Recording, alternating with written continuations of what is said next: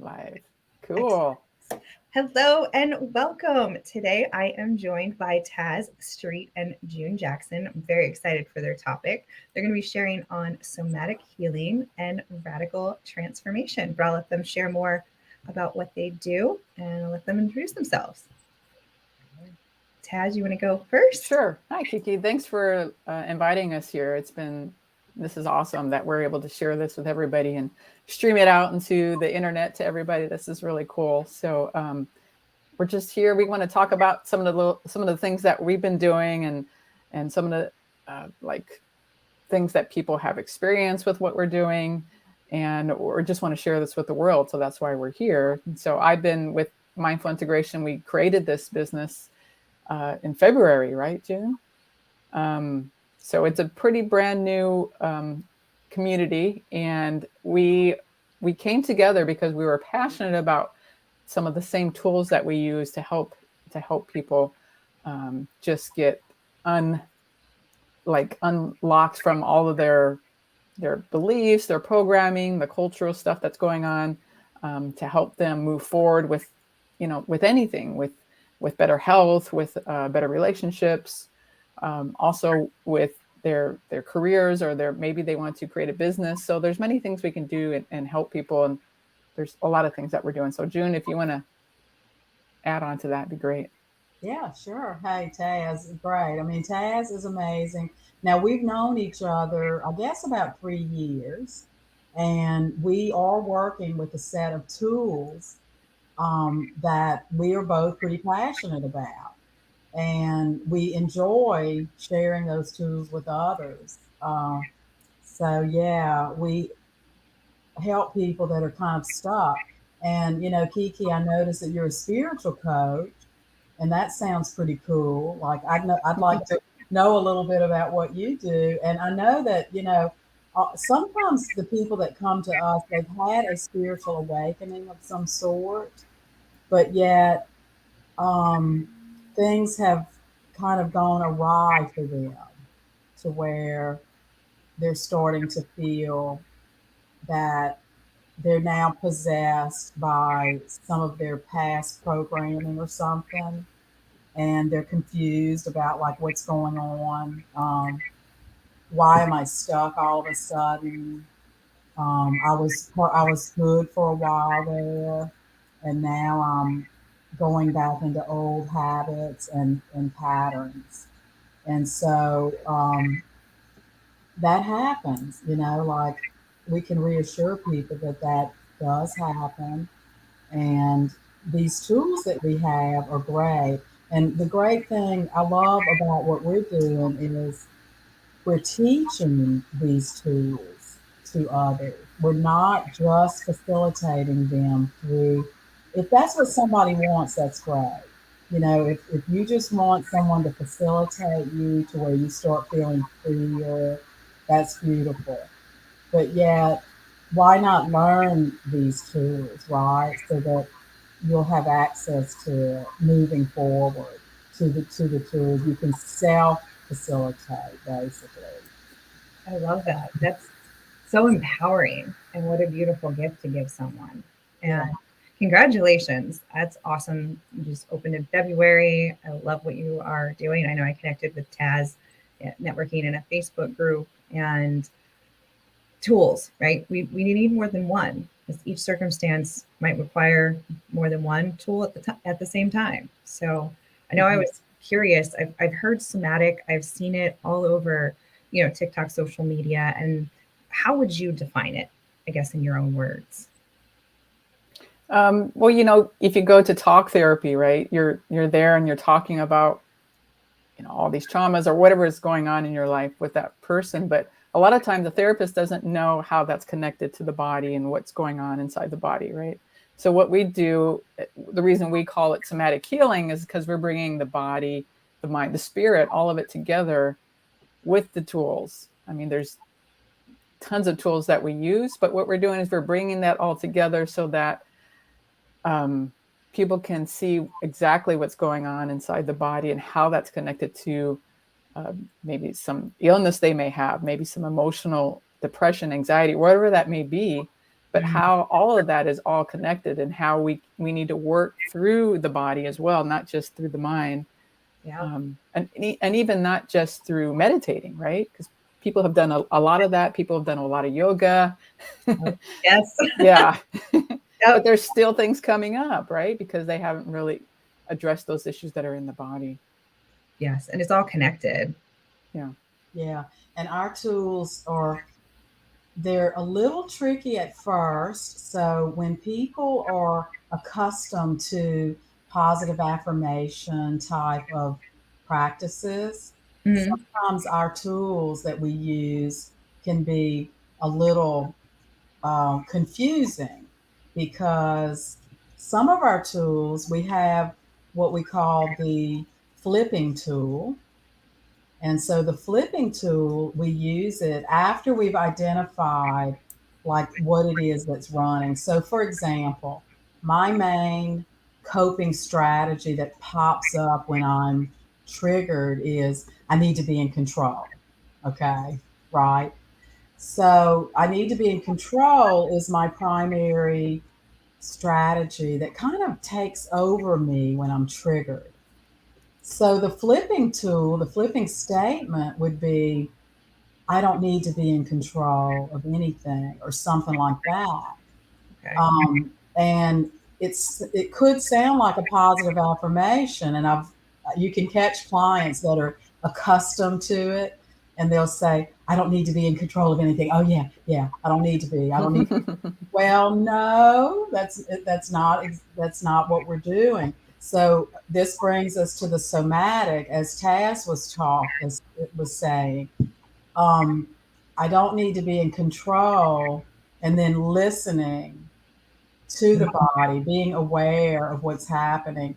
So perhaps in the moment when I'm working, either with myself, with the tools, or with the facilitator, when I say, I don't need to be in control of anything, wow, I can feel this resistance Yeah. in the chest or wherever it is, right? So we are throwing out these flipping statements in order to see what the system has to say about it. We want to hear all the layers of why do I need to be in control, and we're really going to be with that.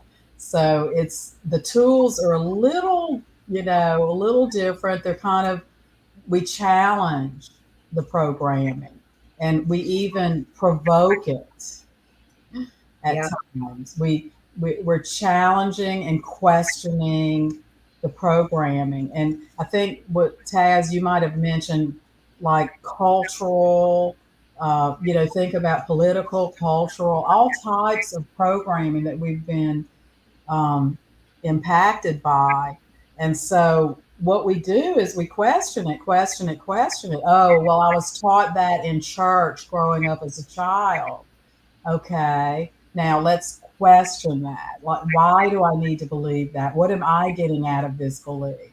Because oftentimes, once someone comes to us, they're hating their automatic programming, they're frustrated with it, they're hating it. And so, another of our tools is the function tool. And the function tool is allowing us to let that somatic reaction, or let the mental reaction tell us exactly what it's trying to help with, Wow. so that Yeah. we can appreciate it instead of being so frustrated with it. Mm-hmm. When a client is so frustrated, okay, good, we're going to allow that frustration. We're going to allow that frustration. It's like my program of needing to be in control is ruining my life. It's messed up my relationships. That might be what we're saying when we come to this work. And Mhm. so what we try to do is we gently, we want to appreciate the program for what it's actually been trying to help with, right? Yeah. And the easiest way to do that, right, Taz, is to find out when it originated, Mm-hmm. right? Find out, when did it originate? Wow. Yeah, a lot of inner child work. We do a lot of that as well to see how old is this energy and where did it come from, in order to connect with that, right? And consider that energy, or whatever that child is, at whatever age that is, to consider changing that outlook, changing that belief. Right. And then when you go to the child, so let's say I need to be in control. Oh yeah, that I when I was 15, I decided that. I can see the image of when I decided that. Well, it's a lot easier to understand the function of that impulse. It was trying to help me at the time with this or that or the other. So we have a tool that we call finding the function at the origin. Oh, And it's helpful to be able to go to the origin, like Taz said, be with my 15-year-old self that was present when this particular coping strategy became an important part of who I am, trying to help me survive, you know. oh, So, and then it starts relaxing. I mean, you know, authentic curiosity is one of the things that we're looking for, and it does happen. It can happen within one session. I've had clients come to a session very, very angry and frustrated with their programming, and by the end of the session, they're actually feeling authentic appreciation because we've seen everything it's been trying to help with. oh.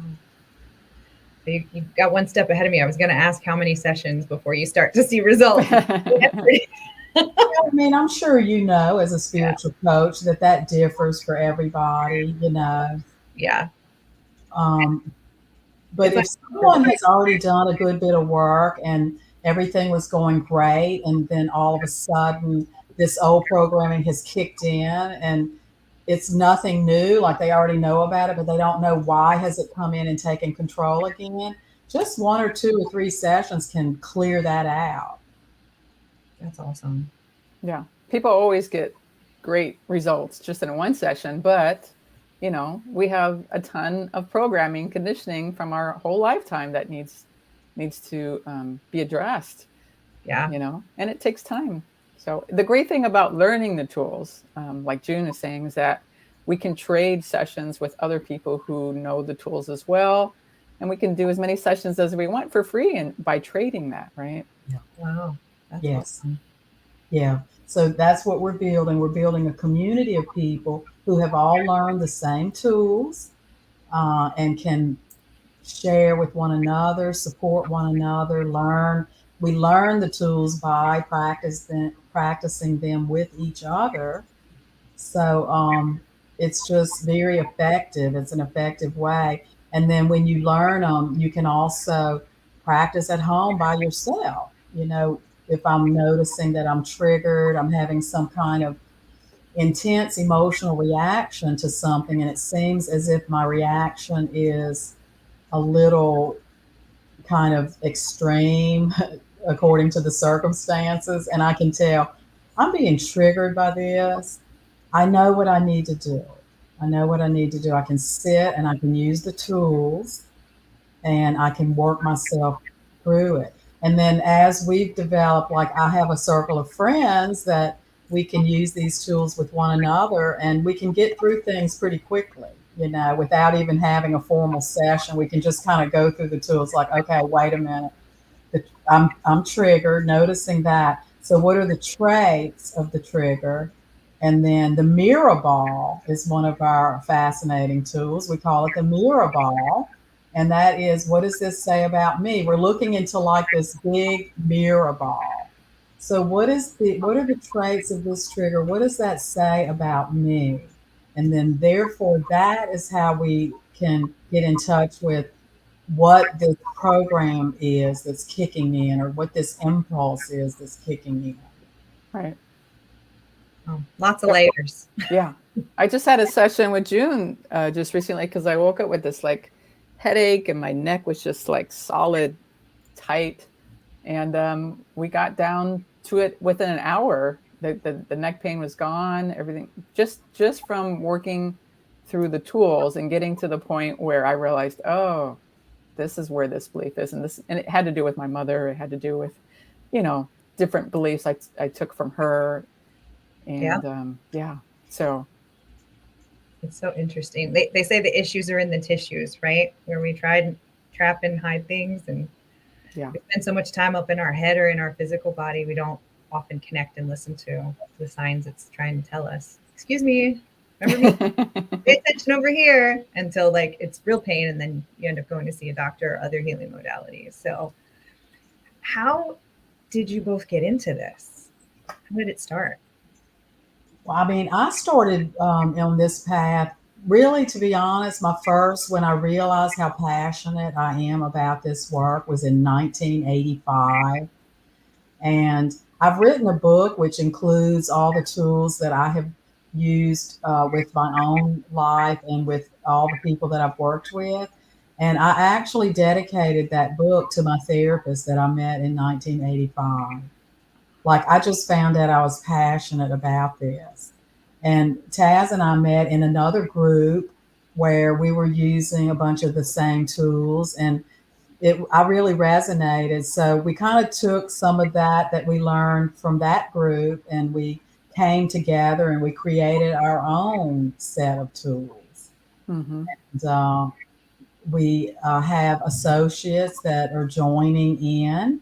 So that's another thing that we offer. We work with wellness professionals that uh, maybe they don't have enough confidence to deal with, maybe they notice that they have clients that are struggling with some of these unresolved emotional issues from childhood and stuff like that, and they don't feel qualified to help them.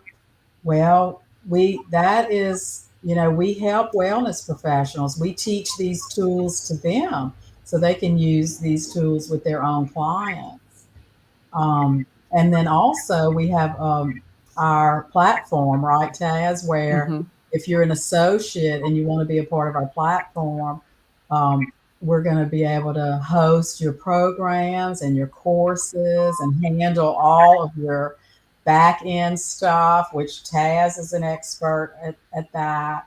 She's developing our platform with we can take payments and all of that. So yeah, you might want to say more about that, Taz, in case anybody is listening that's a wellness professional and want it, if this is your passion and you want to work with people, you want to help people, but you just don't know where to start and it overwhelms you to think about having your own platform, tell them what we have to offer, Taz.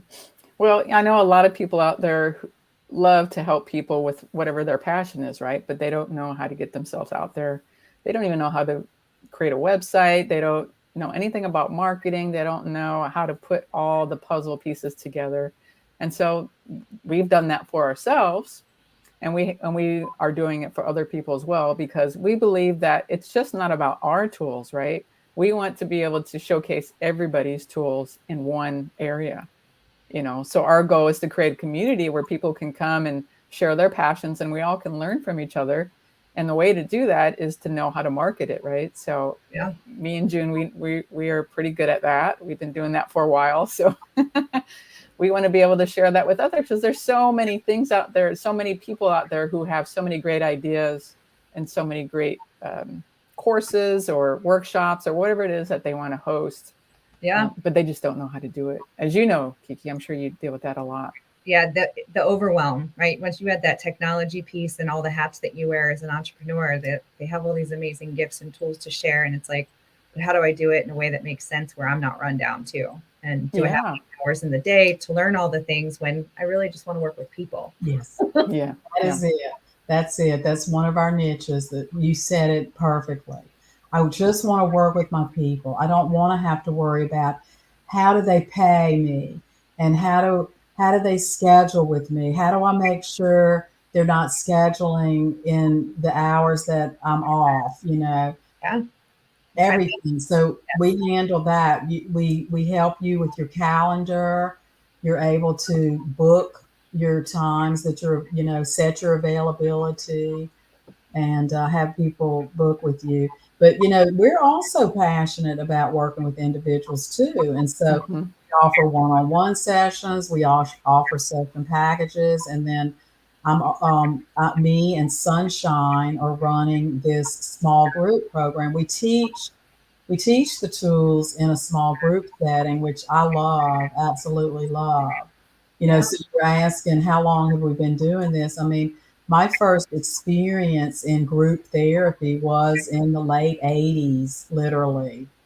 Wow. And I was just blown away by what I experienced. And so small group work is actually my passion. I love it.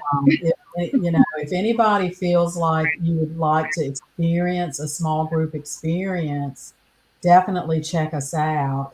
And if you think that you would like to facilitate a small group, check us out because I'm training facilitators in order to give them an opportunity to have this chance to facilitate others. It's just so rewarding when it's your passion. I know you understand that. Do you do group work too, Kiki? I do.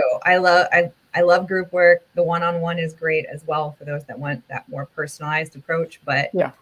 the group, the sharing, and I almost learn more. I think in most cases I learn more from the people in the group than they learn from me, which is right. It's like we're so much more alike than we are different, and just having those experiences reminds me of that, and it's so beautiful.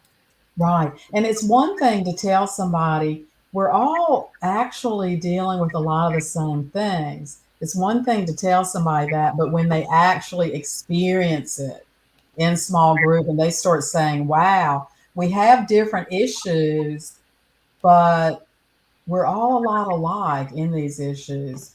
One of the things that I feel like we have in common is this issue about how we've got these coping strategies that are kind of built in, and we needed them when we were younger. And now we're an adult and we don't really need these extreme coping strategies, but they're coming in anyway and they're taking charge. Yes. Yeah. I've been doing a little bit of inner child work too, just since January. I think I was telling Taz I had my first experience and started with my 5-year-old, worked up to like my 9-year-old, and haven't quite gotten to the teens and like my angry, rebellious me, but like the OCD tendencies. And it's like, I'm not at home anymore. I don't need to control my environment. I don't need to clean all the time. Like, I'm okay. I'm safe. I'm loved. I'm supported. I got me out of that. I'm here now.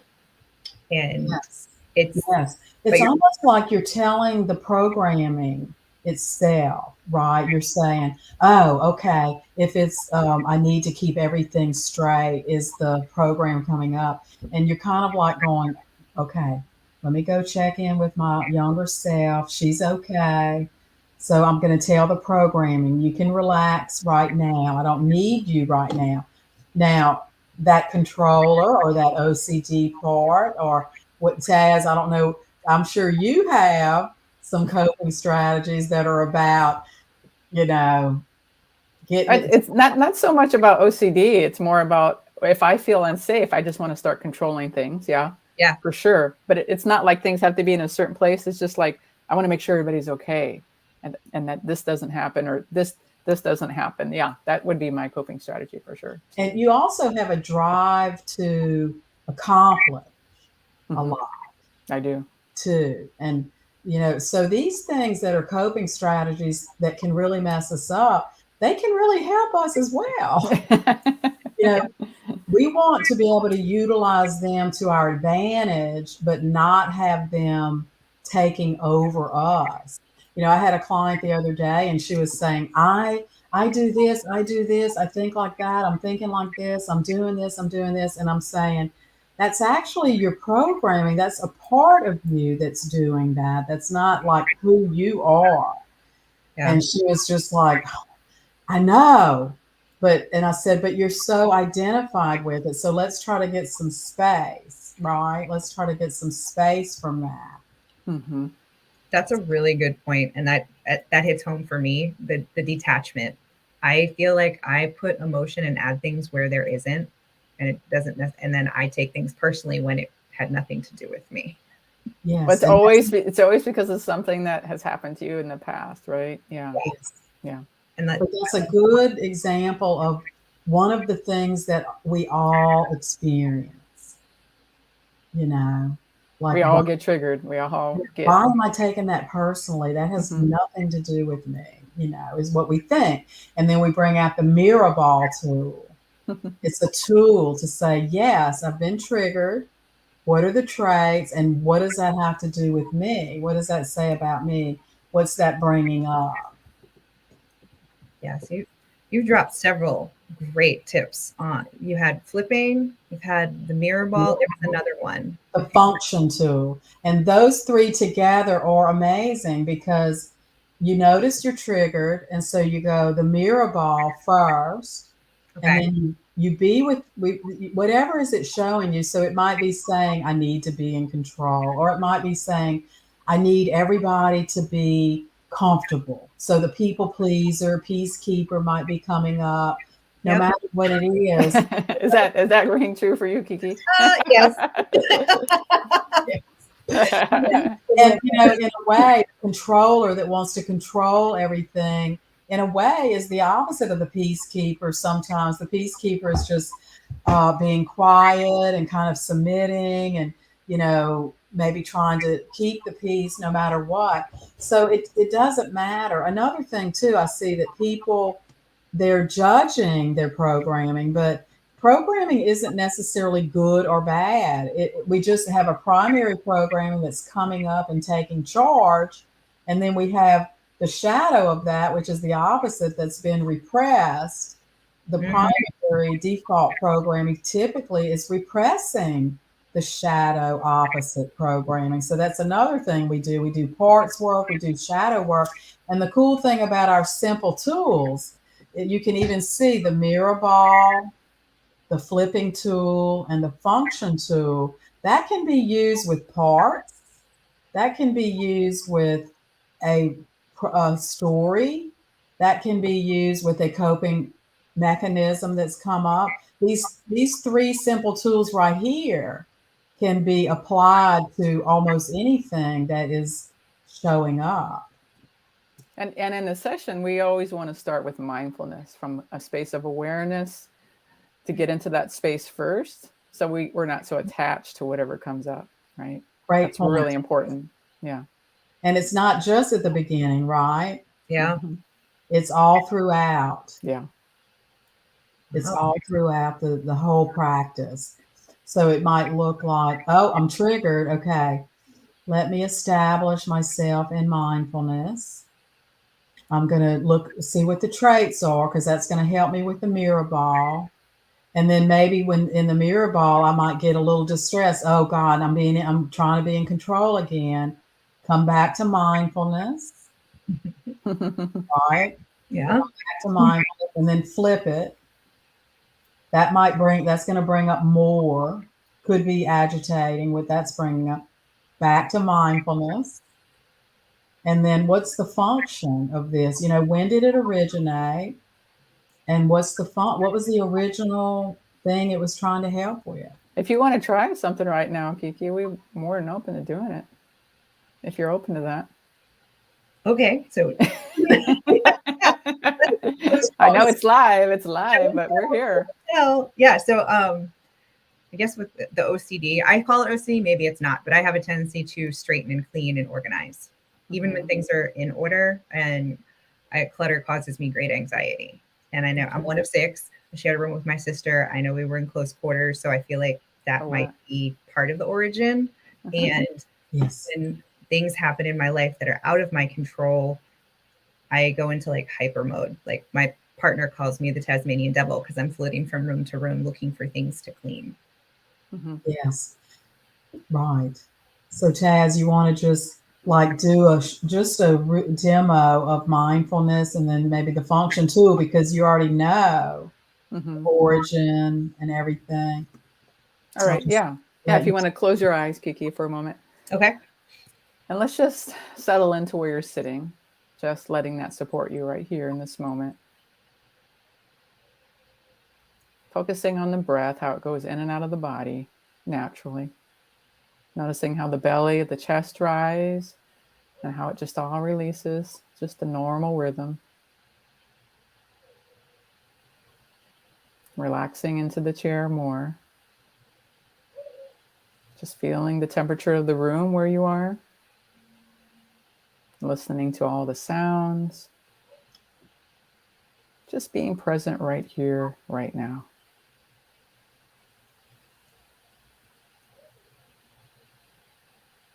And noticing the spaciousness all around you, within you. This is where we're going to be looking from. Now let's bring in this flipping statement and just let me know the first thing that comes up for you when I say this. I can let it all go. There's a tightness in my throat. Okay, let's look at that throat area, just noticing that energy, being open, being curious to it.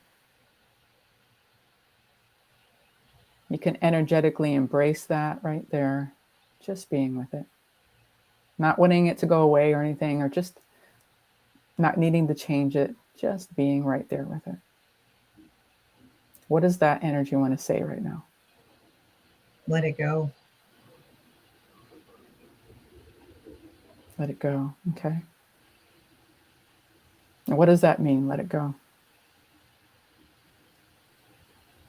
Stop worrying about it. Mm-hmm.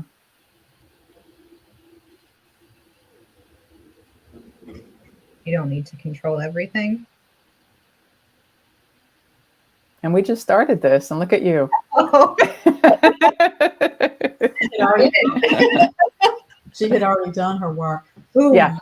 Now, in terms of honoring the programming that says kind of stay in that space and honoring that I do need to keep it all in order. I need to keep it all straight. And let's just do the function too. Like, even if you're holding a picture of you when you were younger, because what is it trying to help with, right? So from awareness, what is this trying to help with? It was helping you. Responsibility is a word that keeps popping up. Whether that was That you're responsible. I was responsible for others at the time, when I'm not responsible for anyone else now. Yeah. So it's helping me show that I'm responsible to who? To yourself, or was it Parental figures then, but to myself now. okay, all right. So it looks like possibly just resting in awareness that this impulse to keep everything in order might have been trying to help with getting approval, like parental approval and validation to show I'm responsible. Yes. Possibly. Does that? That feels true. So rest with that for a moment in awareness and see if, now that you've seen the function that was there when it originated, can you feel authentic gratefulness in the moment for the programming? Yes. Yeah. Wow. Let's just ask this just right here, right now. How old is this energy? 30 plus years. So how old were you? 10 or 11. Can you just be with that 10 or 11-year-old right now? Just bringing up the vibration of her. Yeah. And can I say that anybody listening to this can also take a moment with all of us, that we can all allow our younger part to come forward? Would you mind that, Taz? You're kind of facilitating everybody. Okay, that's cool. Yeah, let's open up and allow, if anybody listening can just rest in this mindfulness, and then let Taz kind of facilitate us to be with that younger part of ourselves. Whatever younger part is coming up right now that wants to be seen and held and known. And let's really explore that and just be with that vibration of that younger self right now. Kiki, with just you being with her, just asking her, what does she want to say that she never was able to say before? Let her speak. Yeah.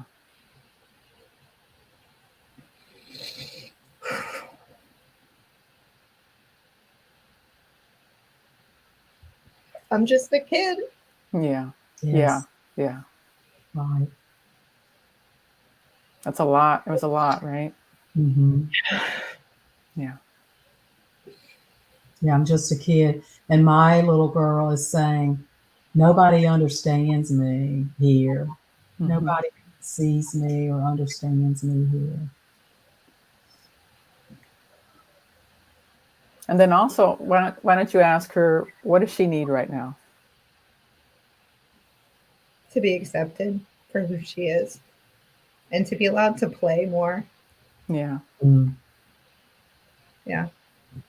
And it's okay to play. Yeah. It is. It's so much fun, isn't it? Yeah. And then also ask her what would make her feel better. Coloring, Oh, cool. crafts, Okay. being outside. There you go. There's your answer. Oh, I wasn't expecting to go. Yeah. Surprisingly, I feel a lot better though. Yeah. Yeah. Yeah. That was That inner child work, it's pretty powerful because we inadvertently we lock up our vulnerable self in a box. We don't mean to do it. We're meaning to move forward and be an adult, and we're trying to. I want to be an adult. I'm trying to react as an adult. I'm trying to make adult decisions, but yet there's that little teen or the little younger I can see this. self or my young adult that is My little younger self. oh, I have a picture of her on my desk. You put it can't really right see in it. front of your face and we might be able to see it. Yeah. Oh yeah. Here she is. Aw, Okay. we need to do Yeah, that. ways to help us remember about that part of us is still active and alive. And sometimes this programming that's trying to protect that younger self is kicking in. And the quickest way, the easiest way to relax the programming is to go be with the vulnerable self right now. And then the programming can relax because it's like, oh, okay, she's okay. She wants to play. She wants to color. Mine wanted to be social. Mine wanted to have get friends and get together and hang out with friends, Yeah. And so I can assure her, you know what? We're going to make that happen later, or this weekend. We're going to do that on your behalf. Yeah. I'm going to make that happen for you. Yeah. So coloring, crafting. Yep. Yeah. A whole box of colored pencils and adult coloring books in the other room. I will be doing good. that after we get off. Good. Yes. Yes. Well, imagine an hour session where we just dive deep into all kinds of things. A lot can come up in an hour. We just did this for 5-10 minutes. And also we just had a wonderful journey this past Saturday with breath work. Yes. And many people experience a lot of release, a lot of bliss. This breath work that we do gets really right into the somatic part, right? It helps. We get out of our thinking mind. We get into whatever needs to show up and be released. And sometimes it's just pure bliss the whole time. It just depends on what we're working through. Everybody's different. But tell everybody a little bit about your experience, June. Yeah, wow. So what it triggered was I had a guru in the early 90s, and for 8 years I practiced pranayama, breathing techniques daily for 8 years. And pretty regularly I would go on these silent retreats where we would sit in silence 6 hours a day and stuff like that. And so I discontinued a lot of these real intense spiritual practices. I'm just kind of, everything I do is a spiritual practice now. So it's kind of chop wood, carry water kind of thing. Right. Breath work on Saturday, the breath work journey that Taz facilitated, and it's great. Everybody, if anybody's listening and you're curious about it, it happens on Zoom. And we had 25 people there, and they ask you to lay down so that they can see you, so they can see that you're breathing. And Taz, and there was another facilitator watching, and she just walks you through it. And it triggered all of that practice. And I just went into this amazing place. It took a while, I'll admit. It was, we were 3/4 of the way through the third. It was like 20 minutes in. We did 30 minutes of breathing, but around 20 minutes in, the breathing became automatic. I didn't have to be thinking about it anymore. You know, you were still guiding us, but I knew that it's now happening on its own. And I was just floating in this amazing space of samadhi. It was so nice. But then my friend was with me and expressing a lot of, emotions were coming out and all kinds. So it's great. It almost like it's a way to meet you where you are right now. And give you what you need. If you need to release, it lets you release. If you need to feel some bliss, it lets you feel some bliss. And I was impressed with it. So I highly recommend, if anybody is interested, to come check us out at Mindful Integration and get on the wait list, because if you're on the wait list, then you'll get a message saying, this is our next journey day. Right. And there's, if you go to our website, you just click on breathwork and then you can get on the wait list. But there's just also heart opening processes that we do, that I facilitate as well. And they're just getting people more connected to their heart, to what really matters, right? Absolutely. Heart, gratitude, all of that, wholeness of who we are, all of this. I loved the way you did it. And it was like coaching. To me, it was like coaching, some of what you did at the end, because it was looking at a great, beautiful, amazing time of our life and bringing it into our current, and then also looking at where we're trying to go. Those are two important things to look at. And so from that open space, to be able to be prompted with those was really effective. That's awesome. How often do you do those? I've been doing them once a month. Okay. So may do them more depending on how popular it gets. It's getting pretty popular already. So I love that it's on Zoom. I could totally, I love breath work. People feel comfortable in their own space. They could be in their own bed, wherever they want to do it. And they could mute themselves and scream and do whatever they need to do without any worrying about somebody next to them. And I know that people do a lot of breath work in person. It's just easy for people all around. I have people all around the world come. So, yeah.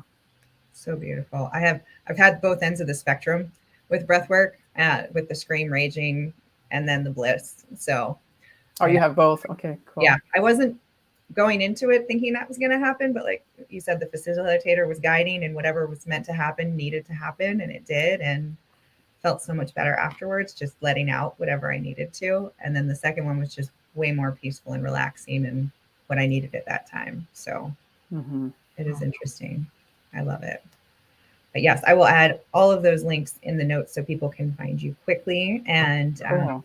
I know you've mentioned a few things. So I want to circle back to, you mentioned facilitator training. What is that, and what does that look like?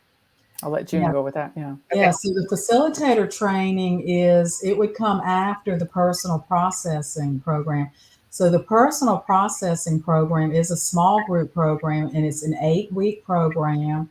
We meet for either 90 minutes or 2 hours, depending on whether we have 3 or 4 trainees. So the first 8 weeks, we're working on we're using the tools in our own life, and we're even training by modeling. So let's say I've gotten triggered by something. I'll come in and I'm even going to bring my own triggers in, and I'm going to practice the tools right along with the trainees, so that we can start feeling how the tools actually work. Okay. And so after that, if someone wants to start using the tools with others, we'll run them through another 8-week program. And we're now looking at the tools a little bit differently. And that is, how to use them with others and all of that. And then you go into a practice period where you start practicing. And once you get through that practice period, then we'll do evaluations and certifications and stuff like that. And then, June has created all these videos for each tool. She created a full glossary, a manual, anything you need to go back and look. And because if you're confused about something, all you have to do is look at that. And yeah, it's very organized. I've got it very organized. For people that love it, oh my God, it's so I think I have a little bit of that.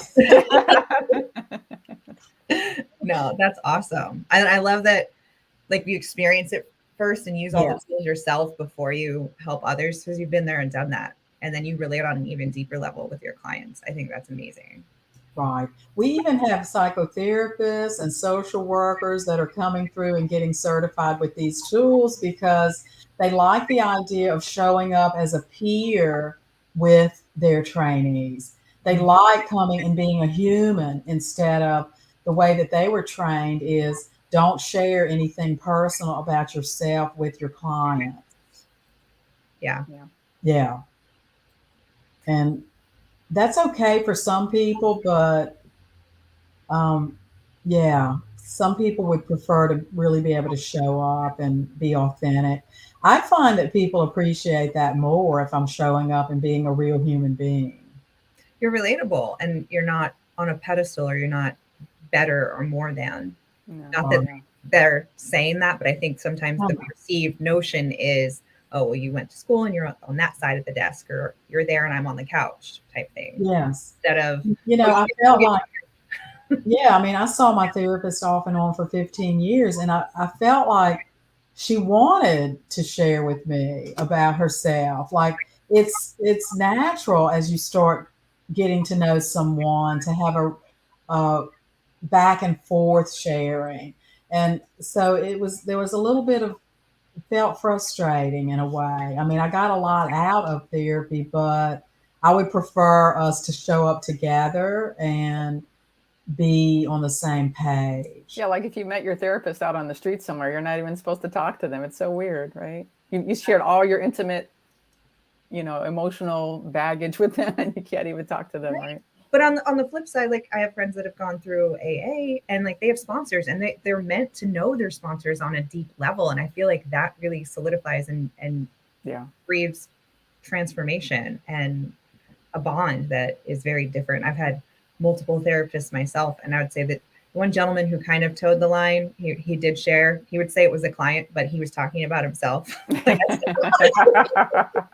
had this one client and he did this, and I was like, that's you. But that was our code, right? That was his way around it. Oh, gotcha. But it was really, it was a connector for us. And I made the most progress and broke through a lot of barriers. Oh, wow. Yeah. So that was before all the healing modalities came into my life. And now you asked about my spiritual coaching. I got into Reiki and sound healing, and those are some of the tools I use. And it's great because there's no talking, but there's still some crying. But it depends on the day. It's nice to have this toolbox, and you can like open it and go through, and it's like, what do I need in this moment? Yes. It's different. And you can use your intuition as to what's needed. It's not like, oh, I have to figure it out. Right. And trusting the intuition, I feel like, is another big piece of it. And being okay. It's like, no, your body knows what it needs. Trust it. Yes. And, for a lot of people, they're dysregulated and they don't know, they're not clear, they're fogged out, they're numbed out, or whatever that is. And so we have a course for nervous system regulation as well. We have a facilitator within our platform that she's been doing this for many years, an expert at that. And I've created a course with her. So if people need that, we also have that available. We have so much to offer folks here. So that's awesome. Yeah. And I feel like anxiety, stress, insomnia, and even ADHD, like those come up a lot with my clients. Like they're just looking for something. They've tried the sleeping pills. They've tried to change their work-life balance, all the exterior things, but it's all an inside job, right? Yes. Yeah. Yes. That's our tagline: radical transformation starts within. I like that. Yeah. Are there any final thoughts or tips you'd like to leave with everyone? Oh, How about you, Liz? You've shared so much final already. thoughts. I know we shared a lot. So, well, the tip I want to put out there for everybody is that we have a free connection call, mindful connection call. So if you're curious, if you want to know more about how we can help you, and because everybody's different, everybody's on their own healing path, their own journey, and we just want to be able to connect with people and see what, even if it's a good fit. Some people may not even be a good fit for us. So Right. this is our way of connecting with people one-on-one to see exactly what they need and how we can help them. I love that. Awesome. That's good. Yeah, I'm glad you thought about that. Because you want to get to know, you can tell within 5 or 10 minutes, whether I'm really resonating with someone or not. And everybody doesn't resonate with me. Everybody doesn't resonate with each other. So Yeah. that free call is a great way to be able to kind of talk and just feel the energy. But yeah, and just stay, I would love to also just anybody that might be interested in any way, just get on our mailing list. Just enter in your email address and let us start contacting you occasionally to let you know. Because as we're adding associates and they're bringing their passions in and their programs, we're going to be offering things that, we might not have anything that piques your interest right now. We've got 3 potential associates that are interested in death and dying and helping people work with the death process and the grief process. Yeah. So if you get on our mailing list, then, as we start developing these programs, we'll be able to let you know about And it. the workshop, right, with Sumitra, she has a program she wants to create with women, food, and processing, looking at all how our relationship with food and our bodies. So that's a huge one. That's a whole other life. Yeah, that's awesome. I love that. Yeah, we have a lot out there that we're going to be. And we're open to find out what other people are interested in. What are people, what do our followers want? Because we're so open and we have so many people that might want to come in as an associate. And so we can tailor our programs to what people really want. Yeah. We're here for everybody. I love that. Yeah. Taz, June, thank you so much for joining us today and sharing all of these techniques and for my impromptu mini session. Yes. I believe in show and tell, so I'll be a guinea pig for anything at least once, right? Cool. Thank you for doing that. Yeah, that's great. Absolutely. And for those catching the replay, thank you so much. I'll put all their links so you can find them, follow them, join their mailing list, sign up for that call, and join Taz for her next breathwork session. Yay. Thank you again, ladies. Thank you. Appreciate you. Bye.